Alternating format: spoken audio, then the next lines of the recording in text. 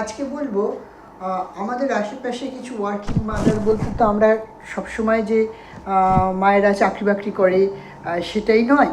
কিছু কিছু মায়েরা রাস্তায় এই দিকটা বিশেষ করে আমরা যে অঞ্চলে থাকি প্রচুর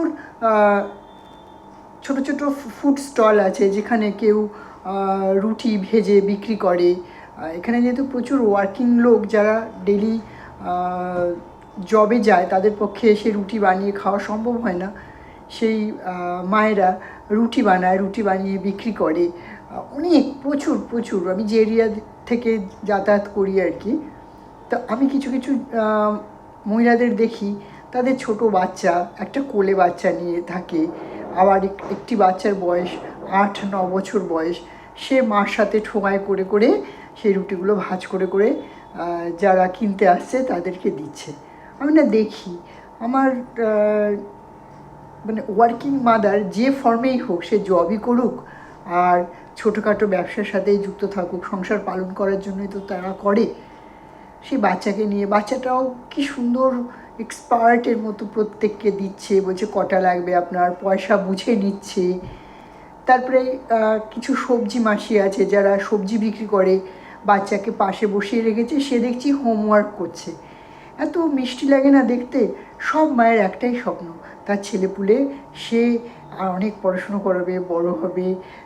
সে একটা অদ্ভুত মানে কি বলবো, অদ্ভুত তাদের মুখ। মাঝে মাঝে আমাদেরকে এটা ওটা দিচ্ছে মেপে মুপে, বলছে এই ঠিক করে পড়াটা কিন্তু করে রাখবি, কালকে স্কুলে ঠিক করে বলতে পারিস। আমি দু চোখ ভরে দেখি এই মাগুলোকে, কি অক্লান্ত পরিশ্রম, কি অক্লান্ত চেষ্টা তার বাচ্চাদের নিজের পায়ে দাঁড় করানোর।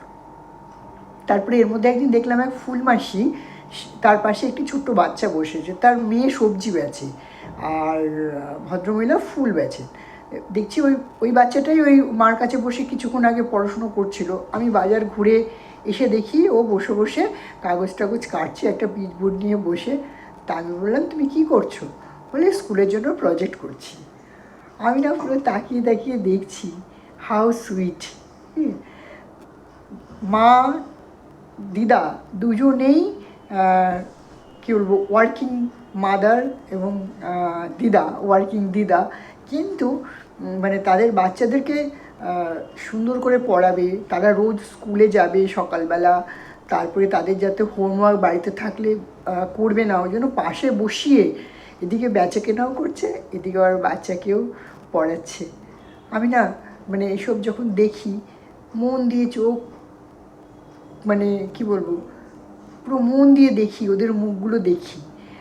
আবার এই কাছাকাছি একজন ভদ্রমহিলা আছে, ও অনেক রকম আলুর চপ, বেগুনি, এটা ওটা নানান রকম, এরকম ডিমের অমলেট, ডিম সিদ্ধ, এগুলো সব বিক্রি করে।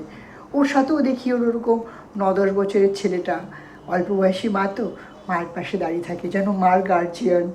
হ্যাঁ, এরকমভাবে। হ্যাঁ, মানে কোনো লোক যাতে কোনো পয়সা না দিয়ে চলে না যেতে পারে, বা কোনো যারা কিনতে এসছে তাদের যাতে কারো দেরি না হয়, সেই মাকে কি সাহায্য করা, এগুলো যখন দেখি না প্রাণ ভরে যায়। এই যে মা আর সন্তানের বন্ডিং, হ্যাঁ, এর কোনো ব্যাখ্যা হয় না, এর কোনো ব্যাখ্যাও আমি দিচ্ছি না। এই একটা স্বর্গীয় দৃশ্য, যে দৃশ্যগুলো আমি দেখি আপনাদের সাথে, সেই দৃশ্যগুলো না ভাগ করলে আমার তো চলবে না। হ্যাঁ, ভাগ করতে তো হবে। আপনারাও দেখেন, আমিও দেখি। আমি বলছি, শুনলে আরও চোখ খুলে তখন দেখবেন যে হ্যাঁ, এরা আবার কি, ওদের খুব মান সম্মান। আপনি কিছু সাহায্য করতে যাবেন তা কিন্তু হবে না। হ্যাঁ, প্রত্যেকেরই প্রচণ্ড সেলফ রেসপেক্ট।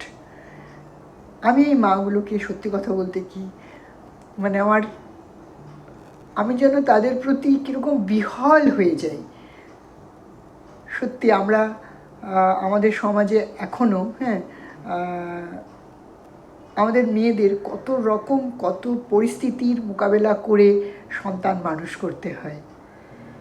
আমি জানি না আমার বন্ধুদের কেমন লাগবে ভিডিওটা, যাই লাগুক, ভালো লাগুক মন্দ লাগুক, হ্যাঁ, কিছু মন্তব্য থাকলে নিশ্চয়ই বলবেন। আপনার আশেপাশেও এরকম মায়েদের যদি দেখতে পান, তাদের কথাও আমার কমেন্ট বক্সে লিখবেন। আর আমার ইউটিউব চ্যানেলেও এই ভিডিওগুলো থাকে, অবসর সময়, অবসর পেলে ইউটিউব চ্যানেলে গিয়েও ভিডিওগুলো দেখতে পারেন যদি মনে করেন। হ্যাঁ, এরকম অনেক অনেক রকমারি অভিজ্ঞতা, রকমারি গল্প নিয়ে আসবো আবার। আজকে এখানেই শেষ করছি। ভালো থাকবেন। নমস্কার।